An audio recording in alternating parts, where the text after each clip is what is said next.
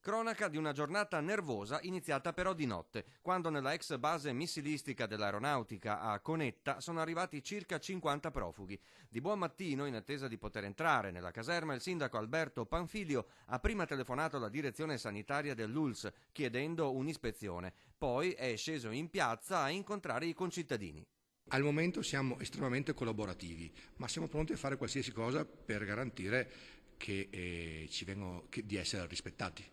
Mentre il suo vice sindaco ha continuato a presidiare l'ingresso della ex base polveriera, controllata H24 da polizia e carabinieri, passano le ore ed emergono le difficoltà di dialogo tra comune e prefettura.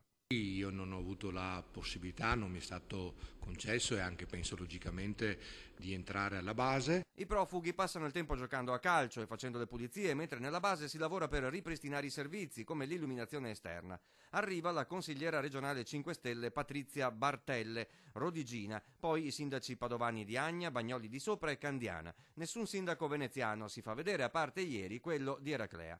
Nonostante fuori dalla base ci sia quasi tutta la giunta comunale di Cona, 3 sindaci e una consigliera regionale, la prefettura ancora non risponde alla richiesta del sindaco Panfilio di poter entrare per controllare le condizioni igieniche nella base. Le telefonate con la prefettura continuano ma non servono. Per entrare il sindaco deve fare una richiesta scritta. Già mandata alle 8, fa notare Panfilio, che finalmente alle 13:15 viene autorizzato con il vice Fontolan e la consigliera regionale Bartelle, i quali escono dopo circa un quarto d'ora, tutto sommato soddisfatti di ciò che hanno visto.